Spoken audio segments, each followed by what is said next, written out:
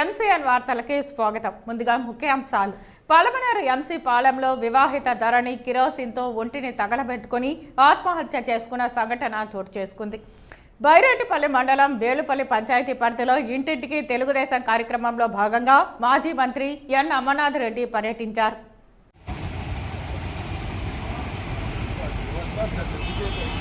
Reporter 12 ఏళ్ల క్రితం గంగవరం మండలం రొంటకుంట్ల గ్రామం శ్రీనివాస్తో ధరణికి వివాహమైంది. 2 మగపిల్లలకి జన్మనిచ్చింది. పెళ్లైన కొద్ది రోజుల నుండి వరకట్న వేధింపులకు పాల్పడుతున్నాడు ఆమె భర్త శ్రీనివాస్. ధన ఆకాంక్షతో తనను వేధిస్తున్నాడంటూ తల్లిదండ్రులకు మృతురాలు తెలియజేసింది. పలుమార్లు పోలీసులకు ఫిర్యాదు చేసే ప్రయత్నం కూడా చేసింది. ఇరు కుటుంబాలకు నచ్చజెప్పి కూతురుని కాపురానికి పంపాలని మధ్యవర్తులు చెప్పారు. పెళ్లై 12 ఏళ్లు గడుస్తున్నా భార్య పట్ల ధన పిశాచిలా మారి భర్త శ్రీనివాస్ వేధిస్తున్నాడు. భర్తతో పాటు నిత్యం వేధింపులకు అత్త ఆడబిడ్డ గురిచేస్తున్నారు. బాధను భరించలేక 5 మాసాల క్రితం పుట్టింటికి ధరణి చేరుకుంది. తన కన్నబిడ్డలు సైతం భార్య ధరణికి దూరంగా తన వద్దే ఉంచుకున్నాడు శ్రీనివాస్. తల్లడిల్లిన తల్లి హృదయం ఇలా తనువు చాలించింది. ధరణి మరణానికి వరకట్న వేధింపులే కారణమంటూ పోలీసులకు బంధువులు ఫిర్యాదు చేశారు. భర్త అత్త ఆడబిడ్డపై కేసు నమోదు చేసి పోలీసులు దర్యాప్తు చేస్తున్నారు. దాని పేరు వచ్చి ధరణి అమ్మాయి. వాళ్ళ హస్బెండ్ పేరు వచ్చి శ్రీనివాస్ అని. వీళ్ళ గంగవరంలో ఉంటారు వాళ్ళు. ఈ మధ్యనే 2 months బ్యాక్ ఫైటింగ్ చేసి వాళ్ళ హస్బెండ్ తరిమేసినారు. డబ్బు కావాలా 30 లక్షలు. యాక్చువల్గా వాళ్ళకి పెళ్ళి అయ్యి కొన్ని రోజుల తర్వాత మంచిగానే ఉన్నారు సార్. వచ్చి 2012 అయింది పెళ్ళి. ఓకే, పెళ్ళి అయింది. ఒక 1 year కొంచెం మంచిగానే చూసుకున్నారు. మళ్ళీ తర్వాత స్లోగా డౌరీ కోసం టార్చర్ పెడతా వచ్చినారు. టార్చర్ పెట్టుకుంటా వచ్చి వాళ్ళు అమ్మగారి ఇంటికి పంపించడము, అవి కావాలా ఇవి కావాలా అనేసి అడగడము. వీళ్ళకి ఆ మాత్రమే జరుగుతుంది సార్. వీళ్ళు కొంచెం పూరు అమ్మాయి తరఫున వాళ్ళ పేరెంట్స్ వాళ్ళు అంతగా ఇచ్చుకొని అంత సోమత ఏం లేదు. ఏదో ఉండింది అప్పుడప్పుడు ఇస్తూ ఉన్నారు, చూస్తూ ఉండినారు. అప్పుడు పిల్లని బాగా కొడతా ఉండినాడు. కొట్టేటప్పుడంతా పంచాయతీలు పెట్టి 2-3 సార్లు అప్పటికే చాలాసార్లు స్టేషన్కి వెళ్ళి కంప్లైంట్ ఇచ్చి మంచిగా పంచాయతీ చేసి పిలుచుకొని పోయి వదులుతా ఉన్నారు వాళ్ళ ఇంట్లో. వదిలితే కూడా వాడు ఎందుకు కంప్లైంట్ ఇచ్చినావు చెప్పి మేము వదిలేసి వచ్చే కొద్ది ఆ పిల్లని మళ్ళీ రిటర్న్ ఎత్తి కొట్టేవాళ్ళంట.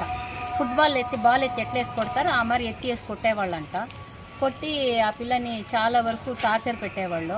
పాలేరు పనులు చేస్తారు సార్ వాళ్ళు. పాలేరు పనికి పాలేరులో మనుషులు పెట్టకుండా మొత్తం పాలేరు పనులు ఈ పిల్ల చేతనే చేపిస్తారు. మొత్తం పేడ ఎత్త నుంచి ఆవు చూసుకోవడం మొత్తం A to Z మొత్తం ఈ పిల్లనే చేయాలి. మనుషులు పెట్టి చేపించరు వాళ్ళు పని. అందుకు మేము చెప్పాను మనుషులు పెట్టి చేయించుకోవచ్చు కదా అంటే, లేదు మా దగ్గర డబ్బులు లేదు, మేమే చేసుకోవాలా, మాకు ఆ పిల్ల చేయాల్సిందే ఖచ్చితంగా అని చెప్పి ఇట్లా టార్చర్ పెడతా వచ్చినారు. వాళ్ళ నాన్న ఉన్నంత వరకు కొంచెం వాళ్ళ నాన్న ఉండేది ఎత్తుకొని పోయి ఇస్తూ ఉన్నారు, చూసుకొని వస్తూ ఉన్నారు. మళ్ళీ ఈ మధ్యలో రీసెంట్గా ఒక 2-3 years బ్యాక్ వాళ్ళ నాయన కూడా ఎక్స్పైర్ అయిపోయినారు. వాళ్ళ నాయన ఎక్స్పైర్ అయినప్పటి నుంచి వాళ్ళ అత్త టార్చర్ ఎక్కువైపోయింది. డబ్బు తీసుకురావాలా, 30 lakhs కావాలా, మీ ఇంట్లో ఆస్తి తీసుకురా, అప్పుడే నేను చూసుకోవాలా, లేకపోతే మీ ఇంటికి రావద్దని చాలాసార్లు కొట్టేవాళ్ళు అంటే ఎట్లా కొట్టేవాళ్ళంటే ఆ పిల్ల స్పృహ తప్పి కింద పడిపోయేది. తలకి దెబ్బలు కొట్టేసేవాళ్ళు, చెవులకి బాగా కొట్టేసేవాళ్ళు. చెవులు వినపడు పిల్లకి. ఎట్లా కొట్టేవాళ్ళు అంటే చెవులు ఇప్పుడు సరిగా వినపడదు ఆ పిల్లకి. మరి చెవుడు చేసేసారు ఆ పిల్లకి కొట్టి.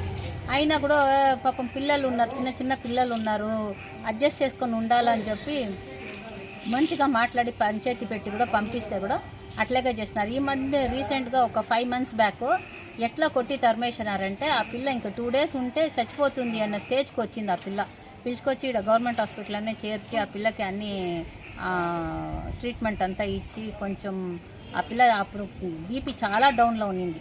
పల్స్ రేట్ ఇంకా కొంచెం తగ్గిపోతుంది, ఇంకా చనిపోతుంది అన్న స్టేజ్కి వచ్చింది.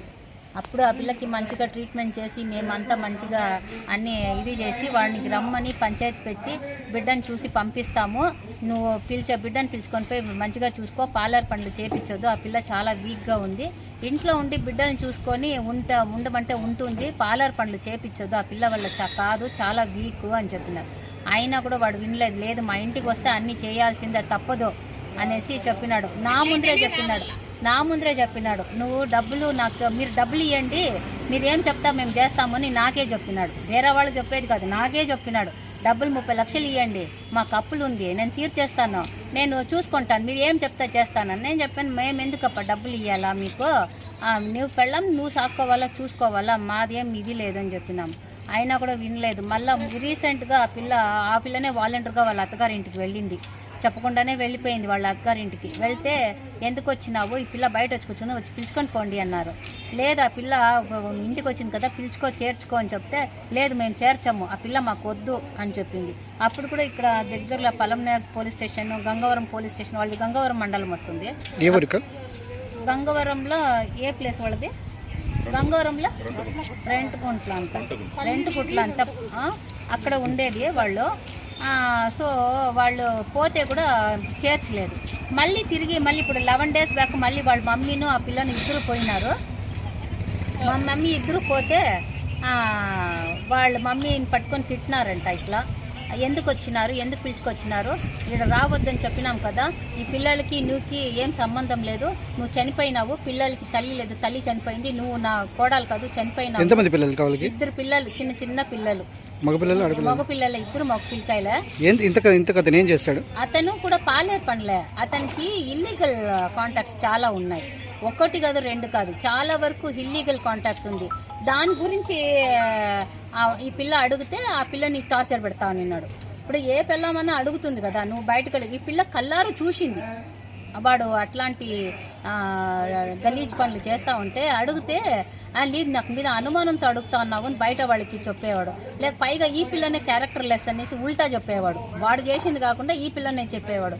మా దగ్గరకు వచ్చి ఒకసారి చాలా గలాటాలు చేసినాడు. ఇంటికడికి వచ్చి మేము నిదానంగా సంబంధం ఇది మాట్లాడేసి పంపిస్తామంటే వాడు విన్నే స్టేజ్లే లేదు. సో ఇట్లా జరిగి మొన్న పోతే కూడా నరికేస్తాం కొట్టేస్తాం అనేసి వాళ్ళ ఇంట్లో ఎవరో చనిపోయినారు బంధువులు. సాగుపోతే చాలా తిట్టినారంట, కొట్టేస్తారు, నరికేస్తాము, వచ్చినావంటే నువ్వు రావద్దు ఈడని తిట్టి పంపించినారు. ఈరోజు దినాలు ఉంది, పోదామనుకుంటే వాళ్ళ అమ్మకి నీ ఎందుకు పిలుచుకొచ్చినావు, నీ కూతురు నీళ్ళు పిలుచుకొచ్చి, నీ కూతురు ఇక్కడ కోడలే కాదు చచ్చిపోయింది, మాకు అమ్మే నా కోడలు కాదు, వాళ్ళకి మొగుడు చెప్తున్నాడు, నాకు భార్య కాదు, నా పిల్లలకి తల్లి చనిపోయింది, ఎవరు లేదు, నువ్వు పో బయటికి అని చెప్పి తరిమేశారంట. వచ్చినావంటే గొడ్డలతో నరికేస్తాను అన్నాడంట. వేరే పెళ్లి చేసుకుంటాం మేము, నువ్వు వద్దు అవసరం లేదు అని చెప్పాడంట. పెళ్ళం ఉండంగా అది ఎట్లా వేరే పెళ్లి చేసుకుంటాడు? ఆల్రెడీ ఇల్లీగల్ కాంటాక్ట్స్ ఒక్కరితో కాదు చాలా మందితో కాంటాక్ట్స్ ఉంది వాడికి.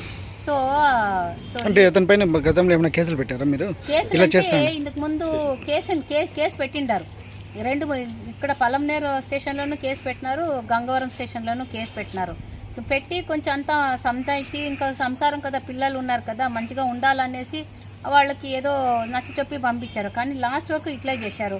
ఈరోజు దినాలకు పోవాలంటే ఏం జరిగింది అంటే వాడు వద్దు, వచ్చినావంటే చంపేస్తాడు అని చెప్పిన వల్ల ఈ పిల్ల చాలా డిప్రెషన్కి వెళ్ళిపోయింది.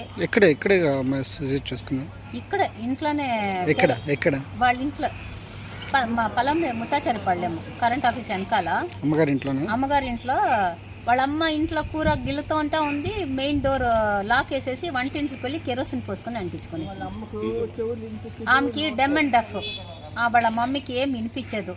సో సడన్గా అలా మెయిన్ ఆ పిల్ల కారణం వాళ్ళ హస్బెండే సార్. వాళ్ళ హస్బెండ్ వాళ్ళ అమ్మ వాళ్ళ ఇంట్లో ఉండ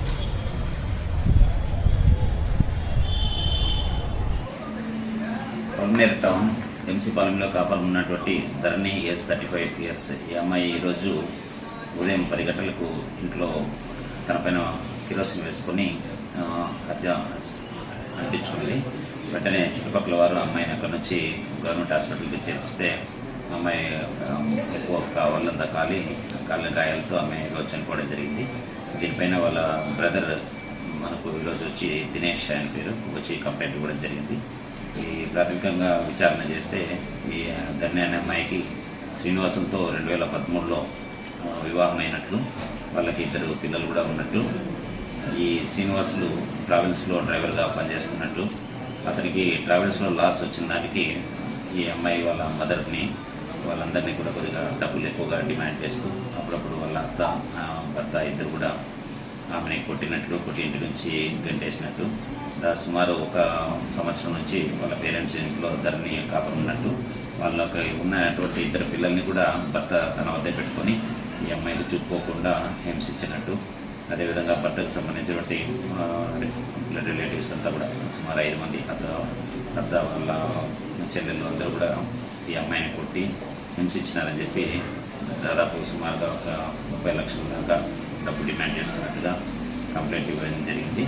దీనిపైన ఈరోజు 188-306 IPC కింద కేసు నమోదు చేసి దర్యాప్తు చేస్తున్నాం. ముద్దాయిని వాళ్ళందరిపైన కూడా విచారించి వారిపైన చట్టరీత్యా చర్య తీసుకోవడం జరుగుతుంది. చంద్రశేఖర్ శ్రీపం కట్టం.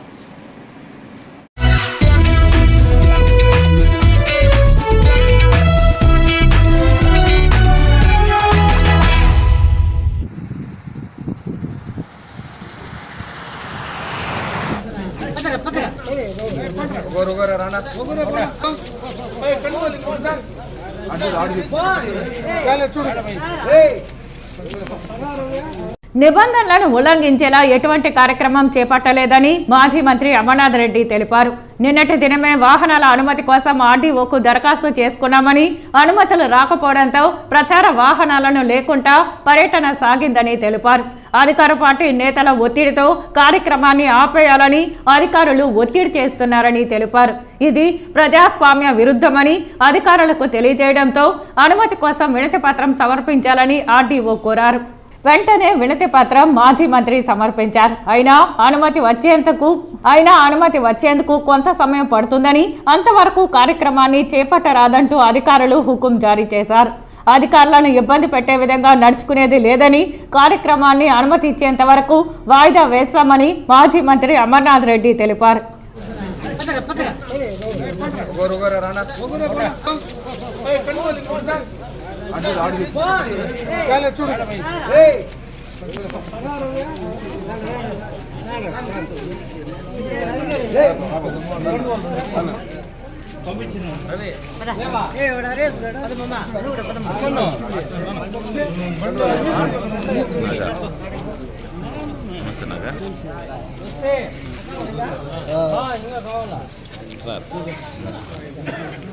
అది